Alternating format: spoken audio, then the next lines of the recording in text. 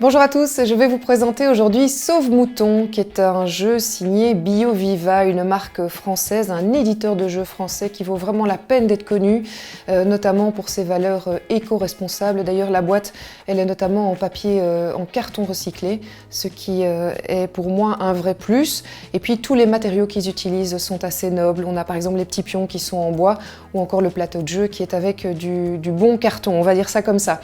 Alors, l'originalité de ce jeu, c'est que nous sommes dans un jeu coopératif avec un plateau en 3D qui monte vers le ciel. C'est assez rare, en général on est plutôt un plateau de jeu qui est sur la table. Ça rend le jeu vraiment beaucoup plus ludique et ça intéresse du coup beaucoup plus les petits. D'ailleurs c'est à partir de 5 ans, c'est entre 1 et 6 joueurs pour ce jeu coopératif. Alors l'histoire c'est quoi? Nous sommes tous des moutons et nous avons envie de vite aller rejoindre le berger avant de nous faire manger par le méchant loup. Désolé, il a encore le mauvais rôle. Donc nous avons 10 moutons qui sont en bas, au début du jeu, en bas de la montagne, et le loup qui se trouve dans une case opposée, toujours en bas de la montagne. On va le revoir un petit peu après, vous allez voir ça.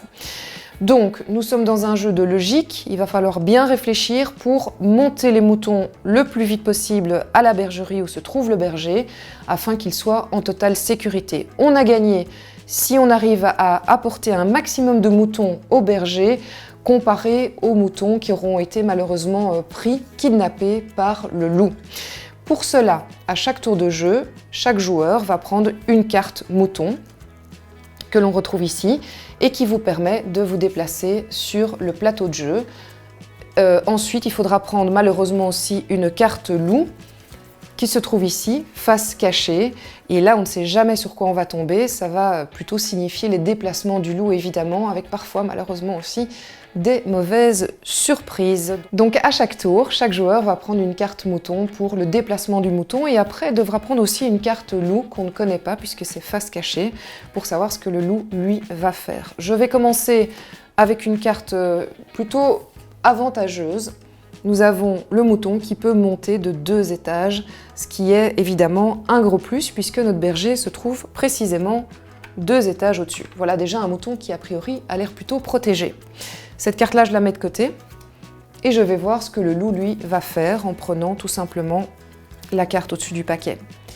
Le loup lui va se diriger un pas vers la gauche, ça veut dire qu'il se rapproche dangereusement de mon troupeau qui est là. Alors comment on choisissait le premier joueur? Eh bien tout simplement il faut demander aux enfants quel est celui qui a vu pour la dernière fois un mouton et non pas un loup, vous vous en doutez. C'est le côté mignon.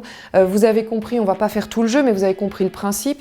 D'une part on a le côté un peu aléatoire du loup puisque ce sont des faces cachées, et d'autre part on a le côté plus stratégique, technique des faces moutons. Le mouton peut aller à droite, à gauche, peut monter. On peut également déplacer le berger.